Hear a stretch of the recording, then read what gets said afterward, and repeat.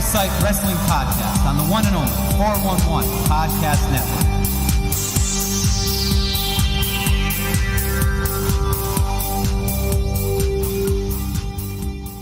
Big thanks to Steve Madsen there of the Resonant Complex for that super cool opening. I am Justin Watry. This is the 411 Foresight Wrestling Podcast on the 411 Podcast Network.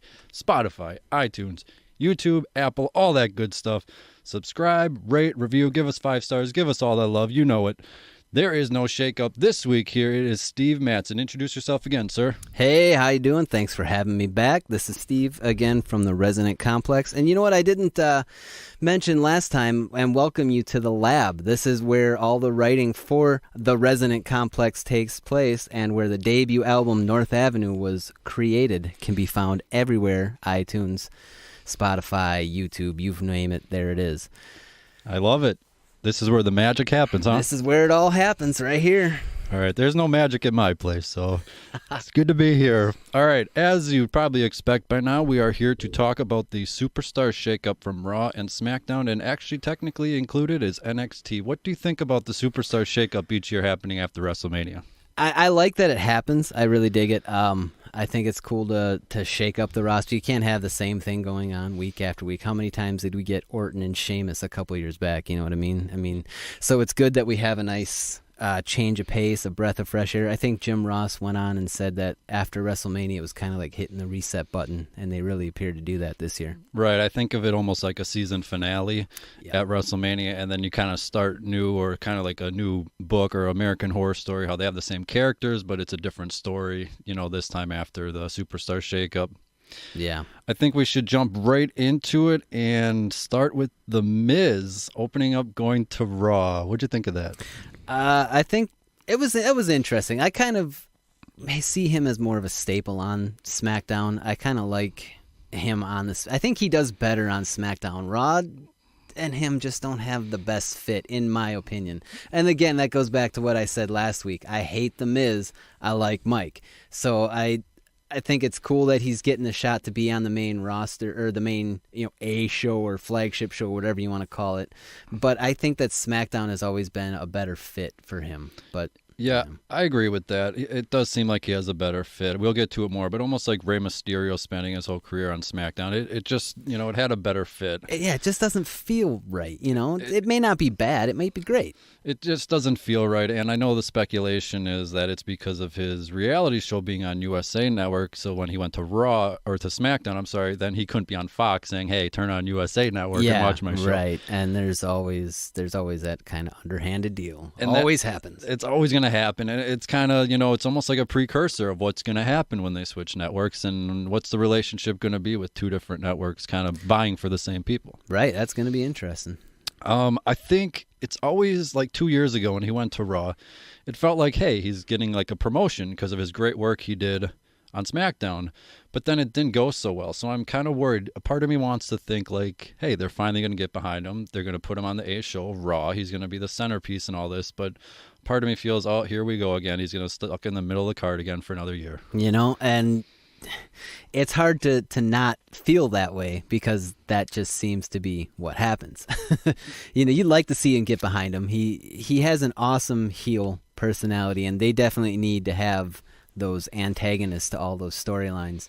Yeah, I'm going to say right now, cautiously optimistic. Is that a good way to put it? That's a good way to put it. I like that. Cautiously optimistic. You want them to succeed, but so many times they haven't.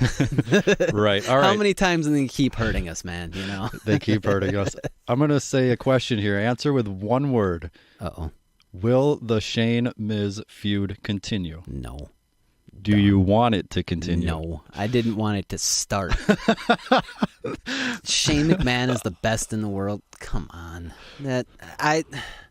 You know what? It was funny because I didn't watch Crown Jewel live, and I went to watch like the first match or whatever, and for whatever reason I got caught up on the internet and I got spoilers on the whole show. Oh boy. And you know what? I turned it off, and I was not sad about wow.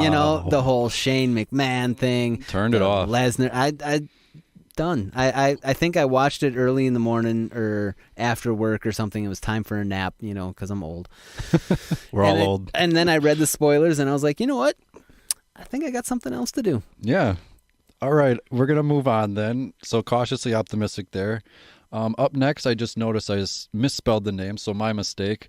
Ricochet and Aleister Black, they finally have a home on Raw. And it kind of appears that they're going to be focusing more on their singles career. They were involved in a tag match, but each one of them got their own entrance, and it just kind of had that feel that they were going to let them shine as individuals going forward. Yeah, I think everybody, I mean, me and you included, I think everybody's kind of looking forward to their solo career, but honestly, I mean, they're only one and only. I think they're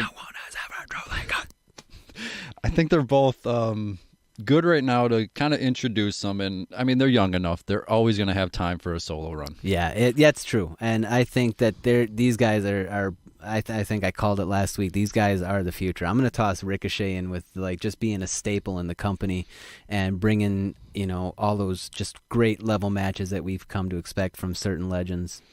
I hope so. So I'm glad they're on Raw. It does kind of seem like a good fit right now. Absolutely. Speaking of good fit, Cedric Alexander to Raw. Nice promotion from 205 Live. I'm again cautiously optimistic at the 205 Live guys moving up.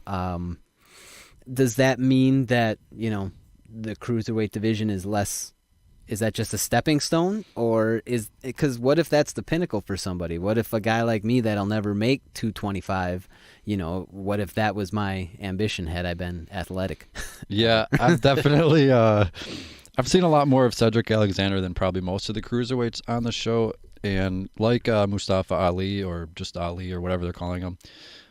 He's earned this, so this is going to be a nice spot for him. Again, I want to say cautiously optimistic that he won't just lose to Braun Strowman in 10 seconds each week. Yeah, I do got a soft spot in my heart from watching the Cruiserweight Classic when he put on some of those great matches and the crowd's going, please sign him, and Triple H is like, okay, yeah. That was probably one of the moments of the year, so I'm hoping for the best for him. Something that, a move that I'm not so sure about, Eric Young to Raw. Sanity is no more. Sanity is no more. Was it ever? In NXT, I liked it. I really liked the idea of it, especially when they had Nikki Cross thrown in there. I thought that was a faction. And one thing I noticed, they don't do too many of the 4-person factions. I kind of like when you got 4 people. You got a single star, you got a tag team, and then you got a woman. And that's always would it be an awesome story if they just would have run, with it. And the craziness and all that, but they never really got the push that they deserved. Yeah, Undisputed Era, I believe, had a taping with, I can't pronounce her name, but a woman in the group, and they just never ended up keeping it. I can't think of her name right now. It's like Tanya Kani or something. See, I just butchered the name. Oh, was that the American Ninja? No, that's Casey. Okay. It was something. It started with a T, and I think her last name was a C. I'm sure everyone's yelling at me right now over her name. Back to Eric Young, though. I'll just say I've never been a fan. Yeah, I remember when he moved up to NXT, you were like, and I'm like, I've never seen him because there's other wrestling? Right, there is. I don't care for him too much. Comedy as a serious, whatever his character is, he's portraying. Was that the beer money dude? Was he like? No, he was the big bearded guy who'd be scared by his entrance, and he was in Team Canada at one point.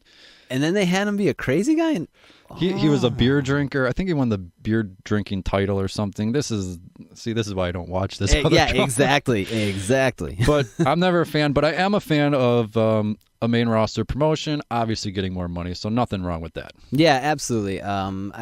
Maybe he'll shine. Maybe he'll do something that you least expect, because going from that idiot gimmick, of the beer drinking thing, and then being able to be, when I saw him on TV, he was a very convincing psychopath. He had that look. He had that wild, crazy eyes. So given the right direction, who knows what he could do? He could join the likes of just being one of those constant guys that's always a threat, but, kind of, hey, he's in the picture, and then maybe he's not, and then he is, Yeah, it's always interesting, the Superstar Shakeup. Like, we'll name like our favorite moves, the best moves, the most impactful moves, no pun intended there. And then there's always somebody like that comes out of nowhere, and maybe Eric Young could be that kind of surprise guy on Raw. You never know. I mean, You never know. they've gone crazier. Jinder Mahal was once WWE champion, so I mean, we'll never get that back. We're still trying to forget that. Oh, Speaking of trying to forget, I advise the women and children to shut their ears off here because we're about to talk about war. I'm sorry. Who? The Viking experience. I'm just going to let you talk. Go right ahead. Oh God. Go ahead. No, I like I said, I got it out earlier. Yes, you did. Before we went live here. Yep. But the Viking experience, come on, really. And the rumor that I read that Vince McMahon was considering the Berserkers, that would have been better. And then you get John Nord to come out once in a while for special occasions. Awesome. That would have been a great story. Throwing back to the legends, and then they just run with the Viking. Can I get my amusement ticket ride? Where do I go? Is there a ticket window somewhere for it this might be sold out. I don't know. Yeah, well, everyone's a big fan of the Viking experience. I love the team, the guys themselves, the matches that I've seen. That big guy flopping around like he does, dude. Awesome, great team. Does Vince not know that he owns NXT? He doesn't have to change. I mean, does he? Yeah, no? he knows he owns XFL. Are you is that it? Oh, okay. Sometimes we forget. I know. All right. Well, I'm not going to defend the name. I don't like it at all. Horrible. The Viking experience. I'm sure we'll all get used to it in a few weeks and just kind of, call it and forget about War Raiders. I mean, we all kind of forget, like Cesaro and all these guys used to have last names, like right. Biggie Langston. Like nobody calls him Langston. We just kind of forget. But I about remember. It. But I do want to toss in real quick that in the graphic of, hey, this is who's moved and this is who's moved so far, the Viking experience was conspicuously absent. Ooh. Perhaps they're just going to do a quick change of the name, or maybe they'll just say blank the censors and we're going to call them War. Did I say that? Oops. The Raiders. The Raiders. The Oakland Raiders. From there the you NFL. go. Yeah, that'll work. Maybe perhaps when they drop the NXT tag titles, which I assume now has got to be, pretty soon. It's got to be. That's the other thing, is that does that lessen the NXT tag titles because now that they're going to be losing them? Yeah, I think it does. When someone has a foot out the door, I mean, even Kevin Owens debuted on Raw, and he was still NXT champion. It was like, well, when's Finn Balor now going to beat him? And then sure enough, it was a month or so later in Japan. It's like, well, we already knew it was coming, so much for that title reign. Yeah, exactly. I mean, I watched all those because I love Kevin Owens. I love Finn Balor. I got a story about Kevin Owens that we'll talk about later, but I don't want to forget it. Do you want to tell it now? No, because it's long-winded and we got a lot to get to, I'm sure. Oh man, I like long-winded stories. It goes back to 2008. Okay. Yeah, I'm not going to defend the name or anything. I'll just say, War Raiders also sounded a little silly, so maybe it's just because we were used to it or it's cool. So now Viking experience, it kind of sucks, but it's already been said, if these guys are talented enough and they make enough of an impact, is anyone going to care about the name? That's a good point. If they're going to get over, they're going to get over on talent. Everyone's going to know about their rough style and how high-flying they can get. So, yeah, the name sucks, but look, talent is talent. That is a really good point. You know what? Everybody hated the Universal title when that got debuted, and now, nobody complains about it. Everybody wants it. Yeah, and then Balor and... I was going to buy one at that one show we went to. Then Balor and Rollins had a great match, and it was like, all right, so we got a title. Sweet. All right, moving on to another cautiously optimistic, not so much though after Raw. EC3 has landed on a show, and it is Monday Night Raw. I could care less. I don't know much about him. Again, I don't really watch that other company. The one that shan't be named. No. So I don't know. I've seen him, I'll admit I read some of the rumors and the dirt sheets and stuff like that. So I do catch his name flying by here and there, and I know he was huge in that other company. Haven't been really impressed, but then again, they haven't really used him. So wow me, dude. Yeah, even his NXT run, which actually I didn't think he'd be a good fit in NXT because obviously he's kind of a main roster ready guy, kind of like Elias. Like you figure he'd be in NXT for a few months and then come up, which is what happened. It's funny that we won't mention that company, but there was a dark match, I believe, a few weeks ago where he was back with a manager he used to have in that company. So maybe they were testing the waters a little bit of, hey, that's when he was most successful. Let's try that. But unfortunately, that was not on TV.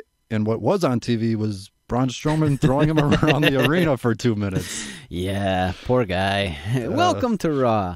I Of course, if the this- rumors are true, though, he's apparently not in good favor for whatever reason. But, I mean, that happens. Yeah, I mentioned this a few weeks ago. I would have liked him to almost win the Andre the Giant Memorial Battle Royal and kind of make a name for himself. Or if anything, Dixie Carter can come in because that's where the EC3 name comes from, that gimmick. I don't know. I'm hoping for the best, but, you know, if he's got some issues right now backstage, there was also the same reports about Braun a few months ago. And, you know, remember Triple H spent half a year completely buried in the card. I don't like the word buried, but he pretty much was. And, you know, you can rebound from that stuff. It's no problem. Right. So Did you ever get your interview with Dixie Carter? I'm still going to try. And by the way, I'm going to tweet it out again later. Dixie, if you're listening, bucket list. I need the exclusive interview. I got the studio. Yeah. Bring it on. I'm ready. Speaking of ready, Lacey Evans to Raw. Finally.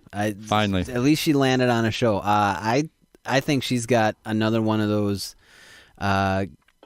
charisma attitudes or whatever that's going to be a staple heel for a long time to come. She's always going to be the I'm better than you and always going to be a threat in every one of her matches.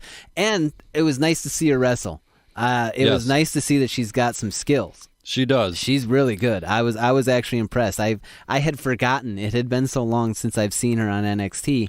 I forgot how good she actually was. So this is going to be good. I think now that she's got some focus. Yeah, I like. I'm going to name 2 quick points here. It was she was in the Royal Rumble, if people forget, but you know you can't really show much in the Rumble when there's 20 people around. And I'll just make a quick point that she was in there with Natalya. I'm not necessarily the biggest fan of her, even though she follows me on Twitter. Thank you. But I will say, she's the veteran that's going to walk her through it, Right, and kind of get her through the first big Raw match. So and it was a honestly, perfect pairing. who better? Natalya's awesome. I personally have a soft spot because the Hart family is what got me into wrestling. The very first match I ever saw was a Hart Foundation match. I saw Bret Hart. I wanted to be him. The best there is. Best All right. there, yeah. So what do you think of Lacey Evans now seemingly going straight for the title? Let's see what happens. I don't Let's think do she's it. going to get it. Yeah, but might as well jump in if you're going to make an impression. What did Triple H say to Pete Dunne at the UK tournament? Make a name for yourself, kid. Right. Go for it. Quick mention, I'm a little surprised Pete Dunne was not called up, but I will say any chance Lacey Evans wins one title and Becky keeps the other? And that Not solves yet. that? Not yet. Not yet? Okay. No, she's if she's gonna, I think if she's gonna keep a title and lose one, I think she'll keep the Raw title. Yeah, I agree.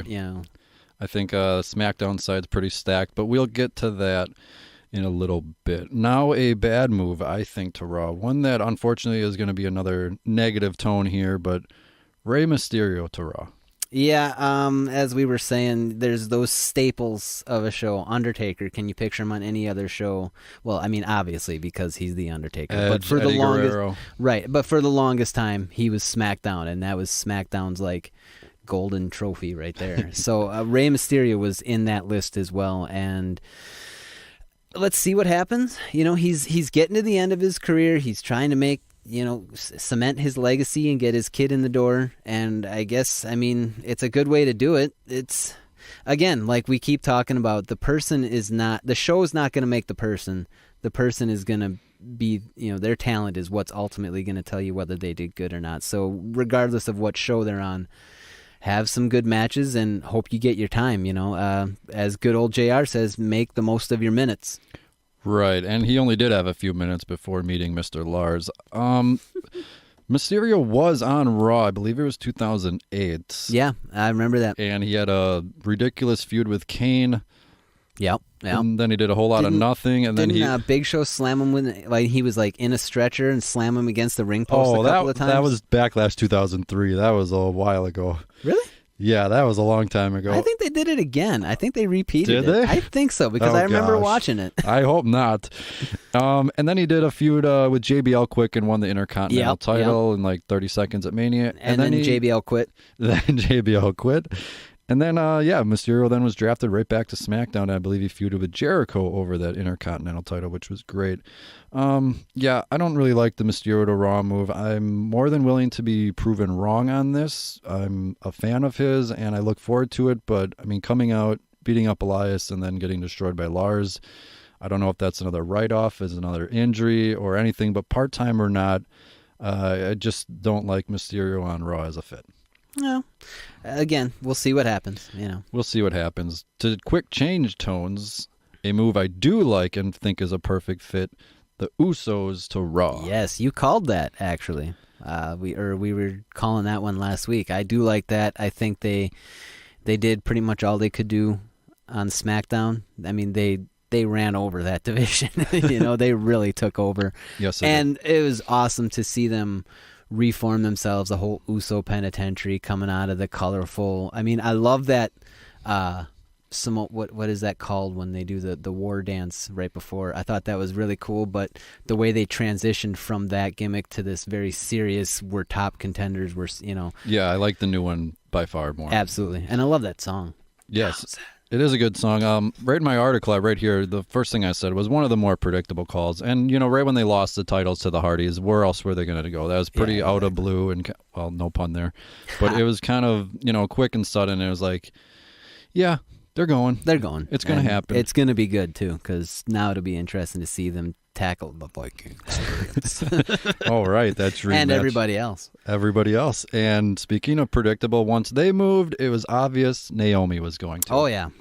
Got to keep them together. That'll be interesting, too. I always kind of saw her as a SmackDown ready, that she was tailor-made for SmackDown, but Let's see what she can do. Bring the glow to Raw.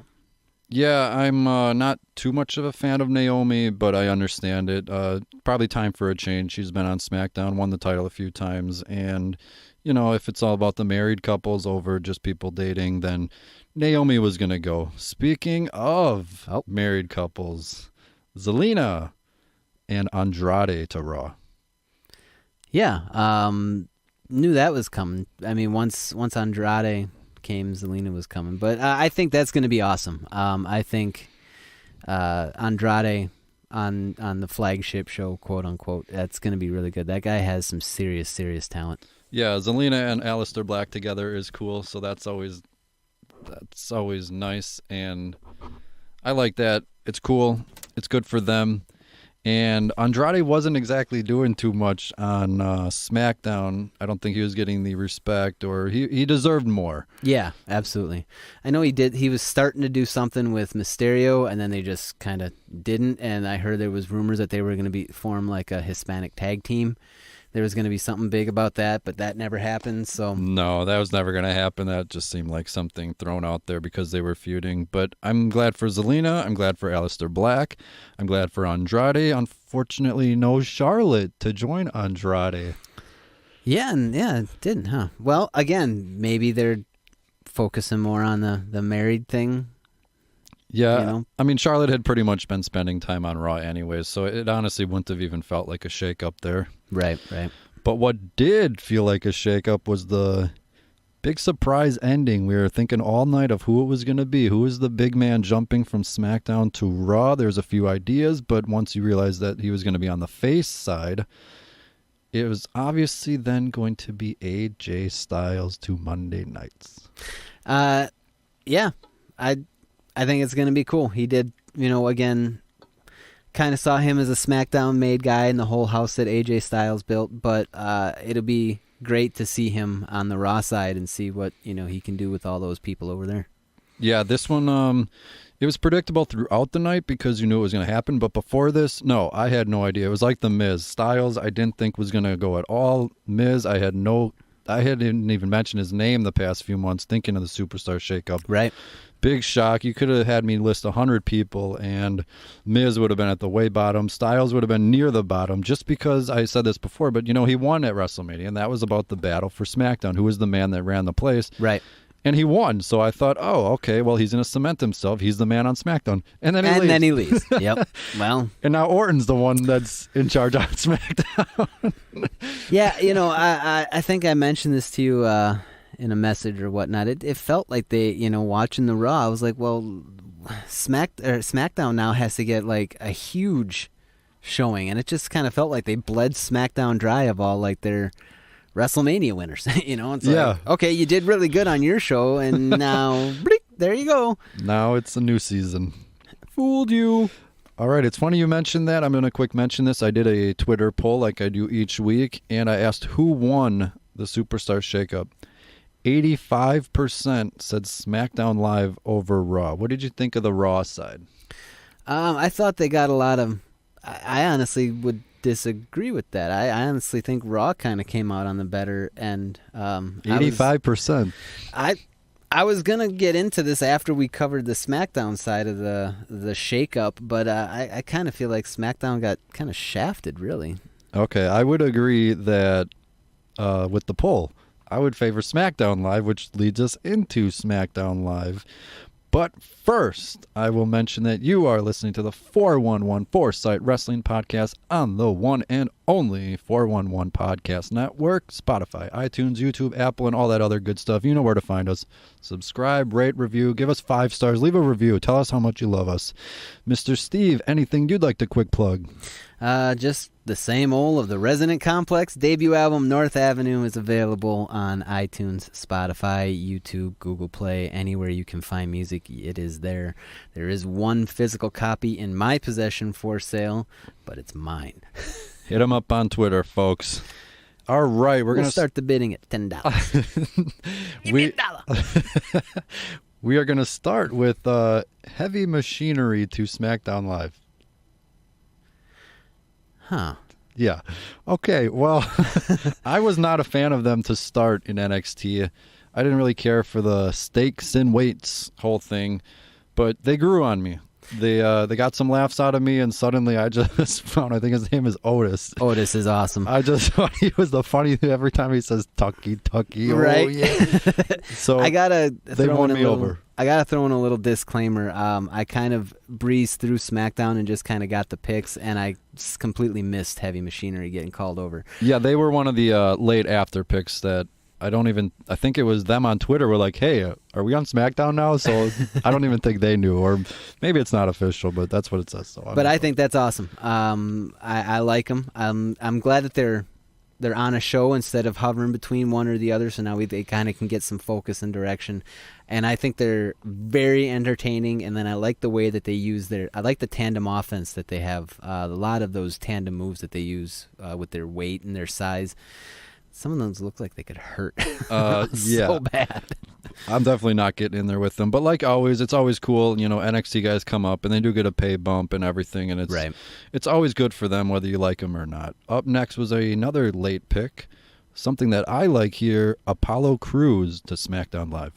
I think he's another one of those NXT disappointments where he comes in with a lot of fire and then they just didn't know what to do with him. I mean, he's a tailor-made guy, great ring work and all that. It's just they need to give him some direction. So maybe this moving to another show, maybe he'll actually get something behind him, because I think he's got a lot of talent and a lot of big bright future. It's just a matter of use him, get him on TV. Right. He was in NXT for like no time, and he got called up. That was a complete surprise to me that suddenly he showed up on Raw. I think it was 2 or 3 years ago, and a part of me almost just thinks they did it for the Breaking Ground reality show they were filming with him at the time, and they wanted a nice moment with him getting called up and being a new contract and all that. So part of me got me interested. Right. I'll take a new contract. Right. Mickie James to SmackDown Live. Well, I mean, what can you say? I didn't know that she still worked there.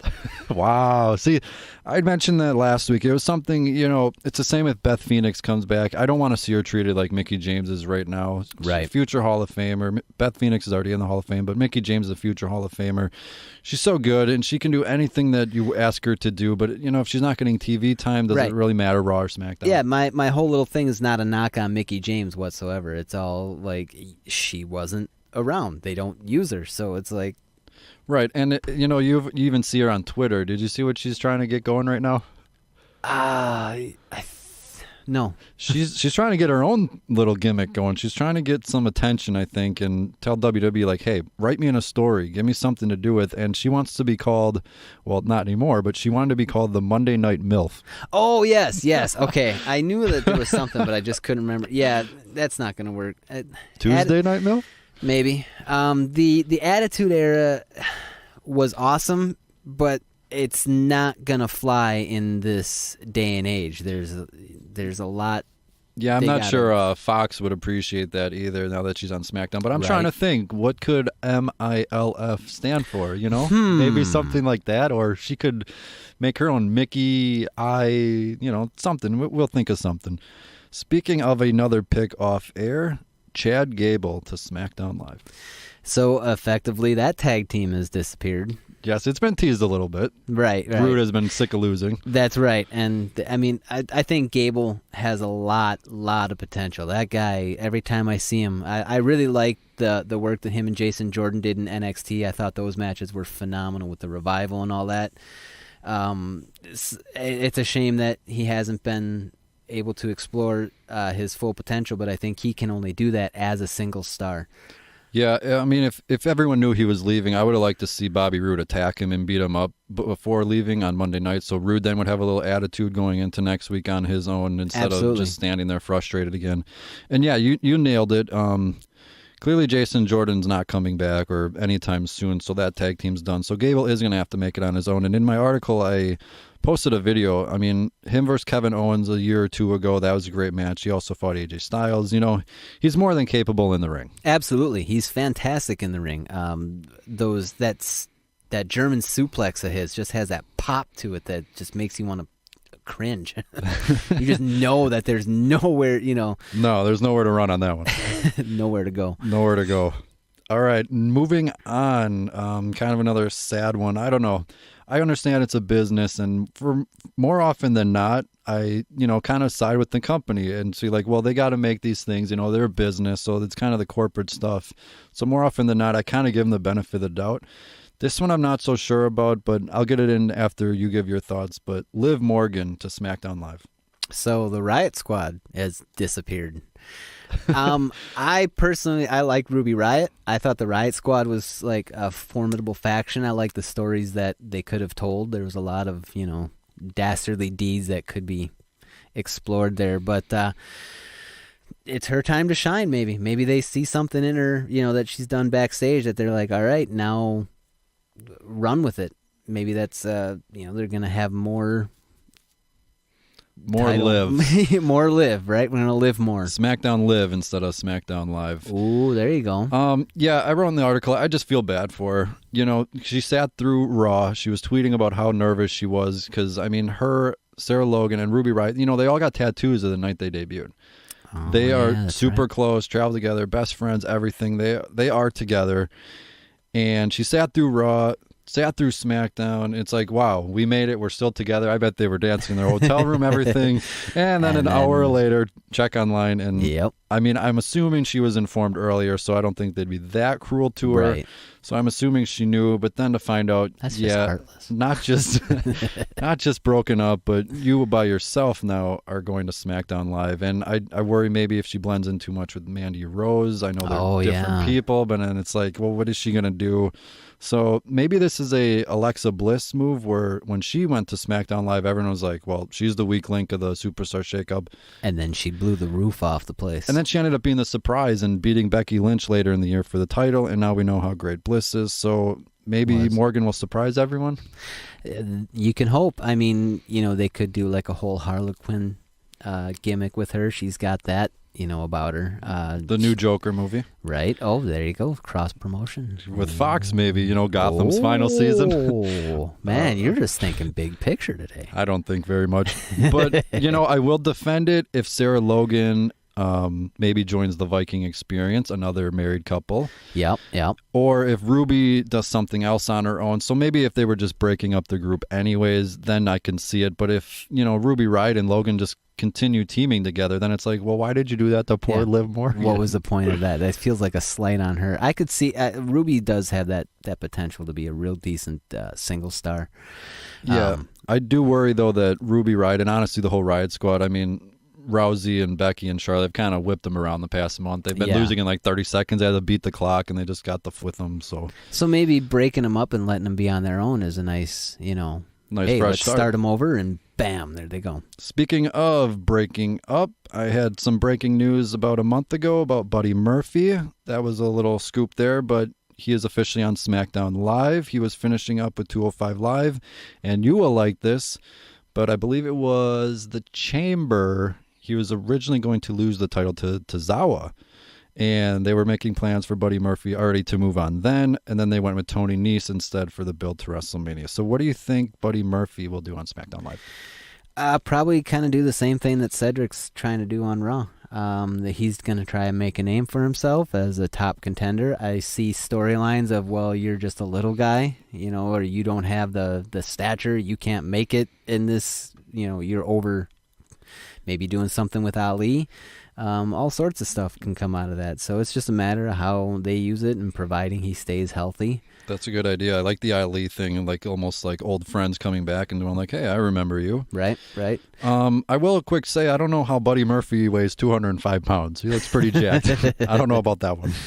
It's professional wrestling, my friend. You can fudge whatever numbers you want. You can fudge whatever numbers. What you cannot fudge, though, is Buddy Murphy and Alexa Bliss not on the same show. I don't think they're married, so I guess that kind of continues the theme. I guess it does. I mean, or... who knows? We're not back there. We don't know what's really going on. That I have no clue on. But Buddy Murphy going to the main roster, that was a good one. Speaking of known, quick little funny story. I had told my girlfriend, take a shot. I just mentioned her. Finn Balor to... Is that a thing? That's a thing. Okay. SmackDown Live, I had mentioned to her earlier that Finn Balor was moving. And before... with our podcast, I was saying, how do I be subtle about it or coy and not necessarily mention it? Right. So I went back and listened to us last week. And before I said it, I sighed and said, well, I don't want to break any news. And then I sighed again and said, but watch out for Finn Balor. Yep. In fact, I was listening to that as I was setting up here today. And then I kind of moved on and mentioned Joe and everyone else. But Balor was another one. What do you think of that? I like it. It was kind of cool. He was teasing us with it for the last 3 or 4 times that I saw him where he was wearing the blue outfit. I like it. Bring the Intercontinental title with him. And then that also... I heard later on that even though he was out with the flu and whatnot, they are putting Joe and the United States title on Raw. So it's a good flip-flop. You need to keep a singles title on each show. I thought last year Joe going to SmackDown was probably the biggest move of the Superstar Shakeup. And besides the obvious picks this year, I would say, again, Joe is almost kind of the sleeper on Raw. The sleeper, but watch out for him. He's going to be awesome. I like Samoa Joe. Now, I know we talked that we never really watched much of the other company, but there was a brief moment where I did watch some of the feud of him and Kurt Angle in that other company. Right. And I loved every single match that I watched. Joe is going to just, when he gets, now that he's got a title, so he's got a running board, and he is just going to be awesome when they give him the chance. Yeah, the small downside to that is Kurt Angle jumped there in 2006, so we are talking now almost 12, 13 years ago. So Joe is not the same guy, and if it's not an injury, I mean, it's not his fault, but now it's the flu, so it's like, now how long is he going to be out? So it's one of those things where can the company trust him? Yes, they can. It sucks, but I hope they do get behind him. But again, if this guy does keep getting injured, whether it's his health or whatever it is, that kind of suck for his run. I hope for the best. Same with Finn Balor. I love the move to SmackDown. I was excited when I got that, and I was glad to see it happen. So one that I am kind of worried about, Elias to SmackDown Live. What are they doing with him? Not a clue. Is he wrestling? Is he a performer? Is he just a comedy act? What are we doing? He's getting beat up every week. Every week. It's like you see him and you're just like, okay, I know what's going to happen. He's about to play a song and trash the audience and call them idiots. Right. And then he's going to get beat up a little bit. Give him a story. Yeah, it was Cena, then, Undertaker, then Mysterio, and now Roman Reigns. So obviously he's in there with a lot of big names. And even at the live event back in March that I went to, he came out, and then sure enough, it was only a matter of time till someone came out. So I don't know. I find it kind of entertaining of each week, like who's going to interrupt them. It is entertaining, but like Yeah. we've seen him in NXT. He's got a lot of talent. So are they going to write him in a story or a comedy thing? Because It just feels like, what's the end game to it? right, exactly. Like, what is it leading to? I figured, like, with his concert build-up for the Mania, I figured, the payoff is going to be, Cena or Undertaker coming out. But now it's still going on. Right. Yeah. So I'm always just kind of laughing, and even the whole thing where he was like, I've been promised that nobody will interrupt me. Right. And I it's have just- to say, that dude can play guitar, though. That is Yeah, impressive. He that- does have some chops. That is him playing, in case anyone is wondering. So definitely jam with him. props. Yeah, I'll invite him on. Hey, let's write a song, dude. All right, somebody I do not want to write a song with, though, Lars. Lars Sullivan to SmackDown Live. Is he? Everyone faked out on Raw, but it seems he's on SmackDown Live officially. All right, then. Well, here he is. You don't like him? I'm fine with it. My girlfriend, take a shot. She had mentioned a few months ago that SmackDown didn't have a quote-unquote big guy. And while they were introducing the Lars, vignettes and the freak is coming or whatever they were saying, she had said, well, SmackDown Live doesn't have a big guy. Brock, Braun, Roman, everyone that's big is on Raw. So I can give her credit for thinking that they'd send a big guy. And if you remember, I had Braun going to SmackDown Live. You did. I did. It ended up being Lars. So we'll see if that works for both guys, because a part of me still thinks Braun's going to do absolutely nothing for another year while Lars gets it. But I think we can already write down next Royal Rumble, Lars and Braun, big showdown. Big showdown, absolutely. I'm glad that he got over whatever it was that ailed him and allowed him to, I was glad that he got whatever help he needed and came back and made an impression, because now, if he holds up, he's going to be Yeah, that's something. another thing, almost like Joe, is like, is he going to be put in a big Can he be feud? trusted? Can he be Right. trusted? And that part really sucks, because you want to think about the human, first, but then you have to think they are a company. And if he, as reported, lost a big slot to John Cena, then, what else is next for him? Yeah, I mean, they had that whole plan and they had to completely scrap it. It sucks. It sucks for him. So I wonder if they aren't going to put him in a feud for a while and just kind of ease him into the show. See how he does. Yeah, and just have somebody plan to get beat up each week by him until, either he or the company go, all right, thumbs up, ready to go. Let's Here we put him go. in a feud. Yeah. And I don't know. I just thought it was a cool little fake out that he showed up on Raw. But, Finn Balor was on Raw. Roman Reigns was on Raw. Elias was on Raw. It just didn't mean that they were on Raw. And then the week still continued. Right. So the Superstar Shakeup was to the end of the week. And then Lars was on SmackDown. It was almost like when Cena got drafted to SmackDown. And then at the end of the show, he got drafted back to Raw. Right. Yep. Exactly. So technically he was a Raw guy, but Raw guys are eligible to go to SmackDown. And then he moved. It sounds confusing, but I was fine with it. I mean, they got enough people. They could use others, for these like draft matches or whatever you want to call them. Yeah. I mean, I don't know. Seems like they misuse a lot of talent sometimes. You feel like you've been wanting to say that for a while. Yeah. I'll probably get shot now. Oh, boy. Well, I hope not. I hope not. I hope not. But somebody that I felt needed a shot in the arm and is going to get it, Kairi Sane is going to join Asuka, managed by Paige, on SmackDown Live. That'll be. I wasn't expecting that. I kind of still expected Asuka to get her redemption on her own. I thought that Kairi Sane was going to come up with Io Shirai. Yeah. Do the whole Sky Pirates thing. We talked about that last week. I thought that was a really cool idea. Yeah, I thought for sure it'd be her, and then Paige managing them would make a little bit more sense, but also another name was Candice. She was rumored for NXT to get called up. Candice LeRae.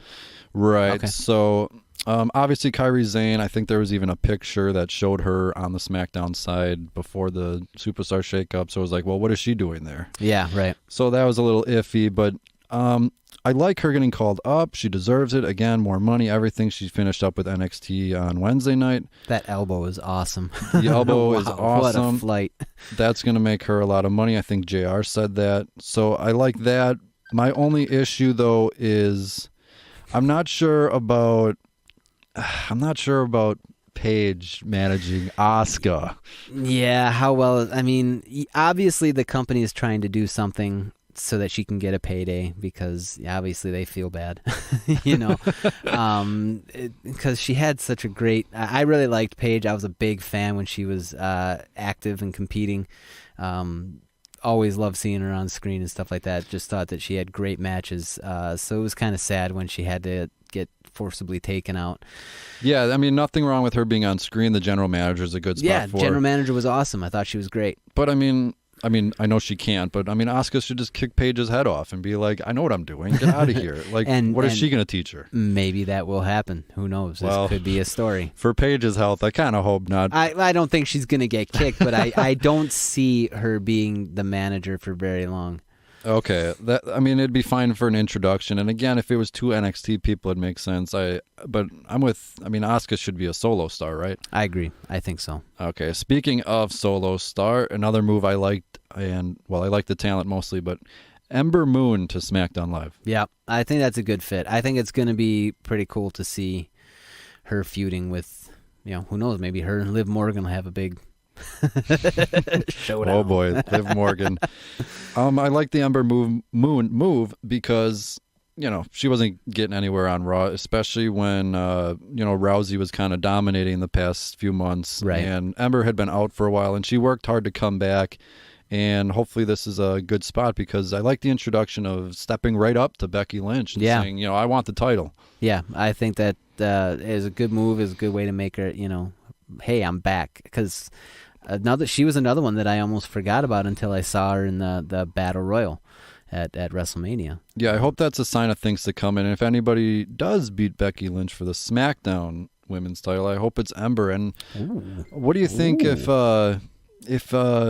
Lacey Evans gets the title match against Becky Lynch? Do you think she'll pull double duty that same night and defend the SmackDown Live title too?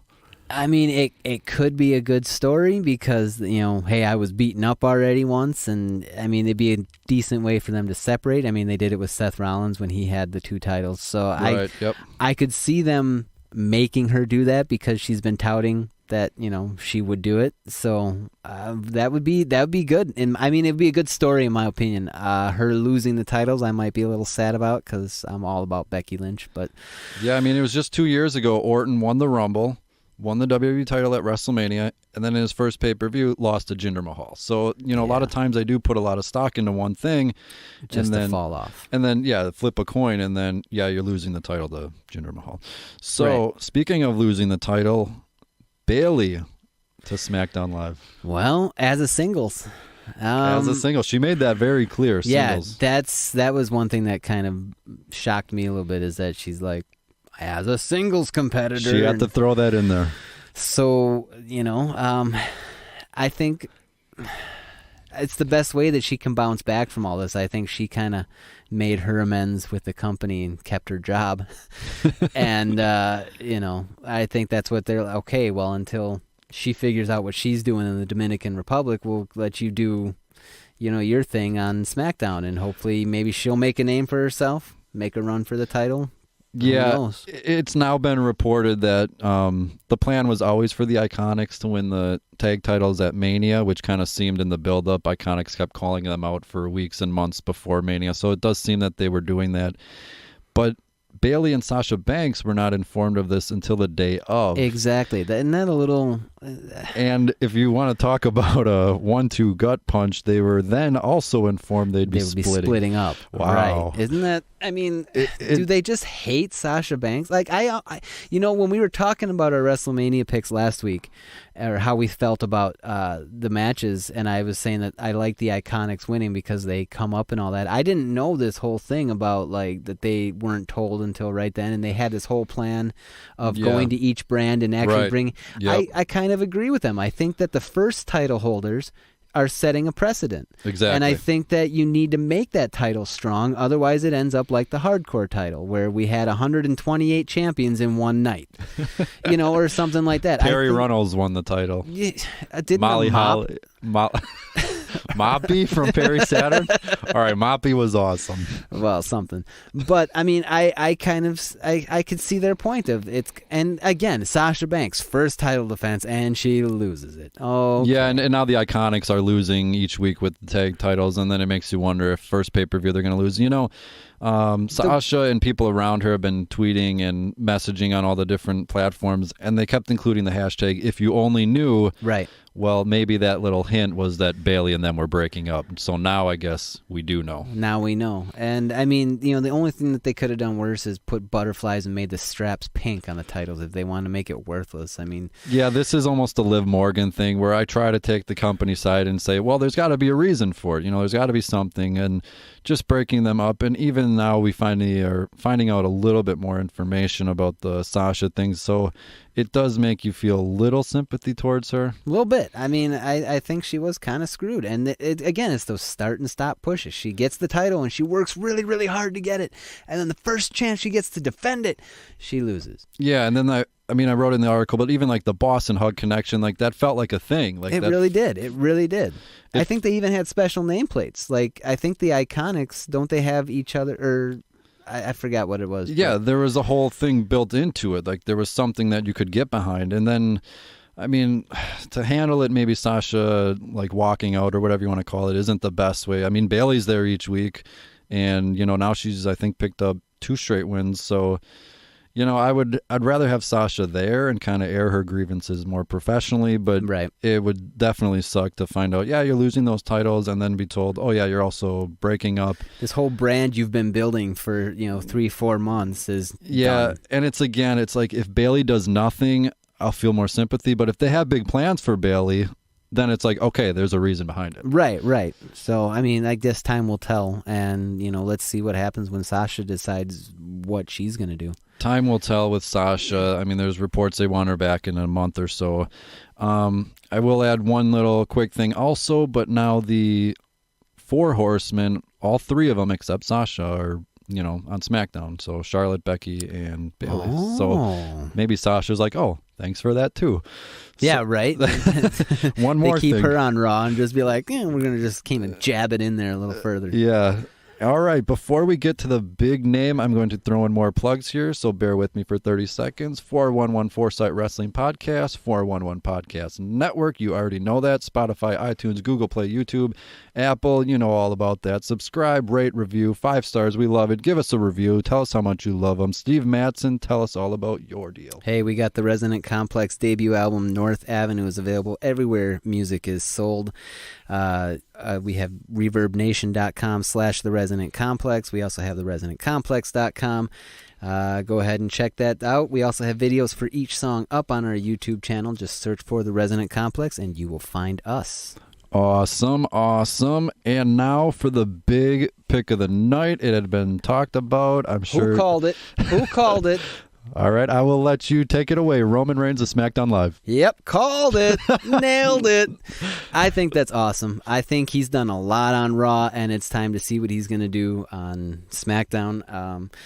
I was really miffed at first when they started, Vince touting this big announcement, and then it's Elias. And it's like, really? And then we get the real big announcement. And, hey, might as well punch out the boss while you're at it. Might as well.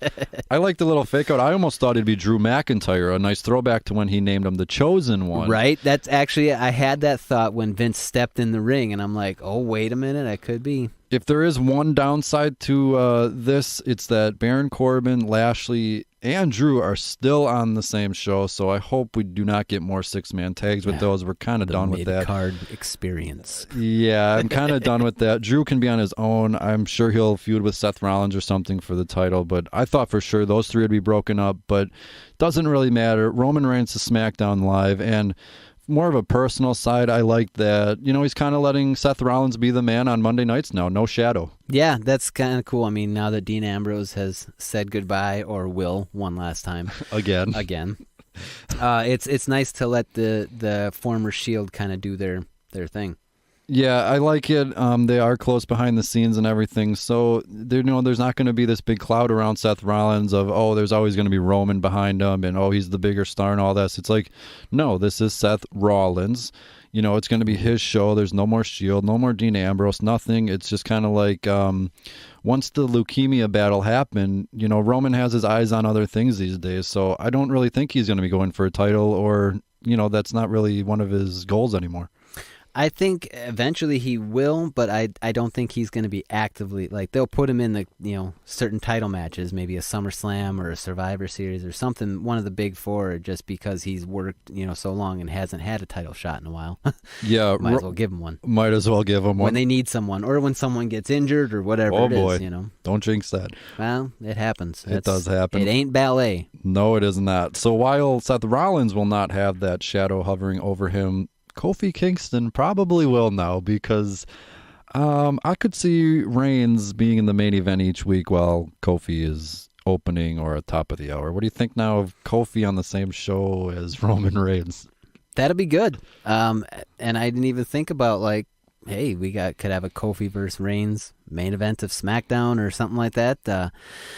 I think it's gonna be a nice competition between the two. I think if New Day keeps being as entertaining as they always are, I don't care what you say. With the big O, Kevin Owens? And, well, I think that's going to be a weekly gimmick until Big E gets back. I don't think Kevin Owens is going to stay.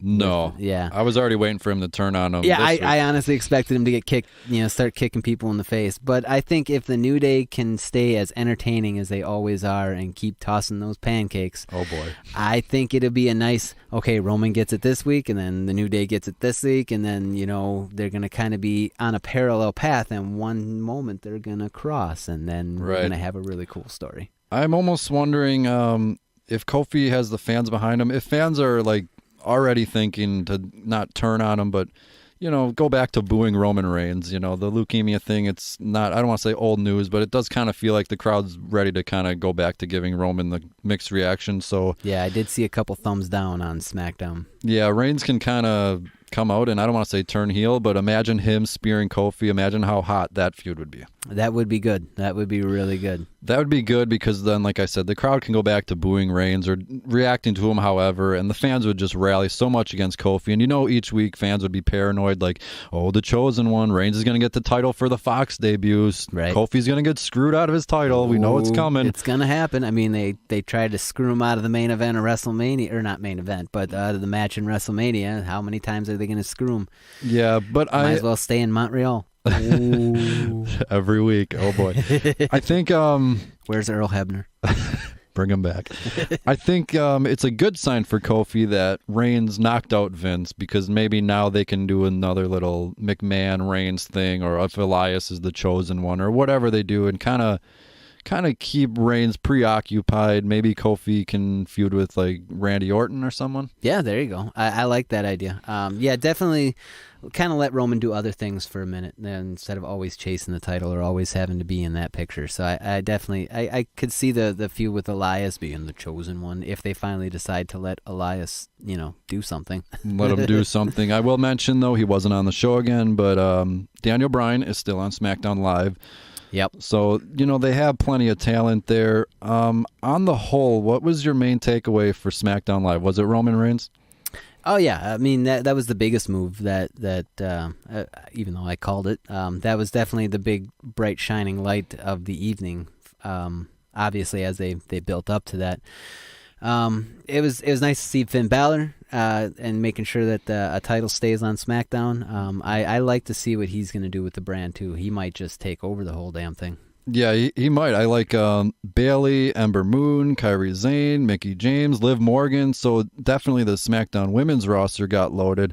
And then you had Elias for some fun in there with his gimmick. And then Lars is going to be the big man. Finn Balor can put on great matches and get the crowd behind him. Buddy Murphy is kind of going to be that surprise guy that can also give you good matches. Same with Chad Gable. Apollo Crews might be someone to watch. Heavy Machinery can handle the comedy aspect. And then there's Roman Reigns kind of to lead the charge and be the face of the company, I guess, as SmackDown heads over to Fox. Yep, there we go, man. It's going to be a good couple of months.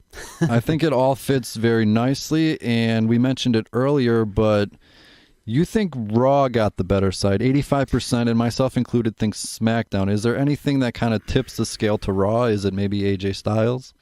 Yeah, I think AJ, I think some of the new faces, they're a little bit more, it seemed like more the NXT was sent to Raw. Like we had the kids ride. Yeah, the Viking experience. The Viking experience. Sorry, Yeah, I right. just forgot it for a minute. We're all trying to forget Yeah, it. exactly. Ricochet, Aleister Black. It seemed like a little bit more youth was infused into Raw, and it seemed like a little, like we were talking, a little bit more of the women were infused into SmackDown. Yeah, it felt like almost like the Raw got the tag team division and SmackDown got the women, so maybe there's a little bit more behind that. So any closing thoughts? Is there maybe like a move that you would have liked to have seen that didn't happen, or is there something that you're almost worried about or something you're excited about? Anything on the Superstar Shakeup now going forward? There's 4 weeks to a pay-per-view. Oh, we touched on it earlier. I think Baron Corbin, Drew McIntyre, they should have been split up. You know, Bobby Lashley could disappear for all I care. No, he might go fight again. He might go fight again. He's still under contract or whatnot. So, you know, I'm sure, put me on the spot. I can't really think of anything. Okay, I'm sure I'll think about it in a couple. I'll probably tweet about it. Yeah, my thing is, you know, everyone thinks going to SmackDown Live is almost a demotion or anything, but it's not with the Fox deal. I think Roman Reigns, obviously the women's division's been hot.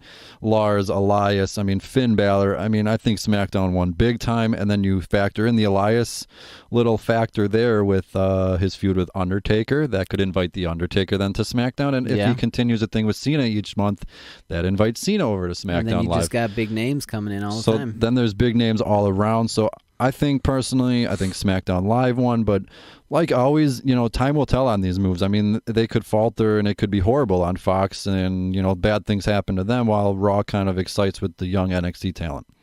You know, SmackDown's kind of like the little show that could. You know, they always feels like to be a demotion, but then they always put on good matches. I find myself actually enjoying, for a little while there, I was enjoying SmackDown more than Raw. Maybe it's because it's only 2 hours. It's a little easier to get through. That's a plus always. You know, 9 o'clock, and then I can still watch The Office before I go to bed. Perfect. All right, we are going to close it up here. One more last round of plugs. 411 Foresight Wrestling Podcast, 411 Podcast Network, Spotify, iTunes, Google Play, YouTube, Apple, all that good stuff. Subscribe, rate, review, give us 5 stars. Tell everybody how much you love us. So share and get the word out there. Mr. Steve Madsen, what do you got? Hey, we got the Resonant Complex. We are live from the lab tonight, where the Resonant Complex originated.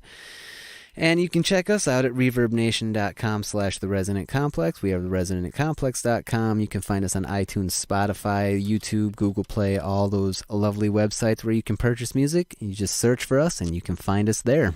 Excellent. One last time, we're going to close it here with a little tune from the Resonant Complex. Hit it.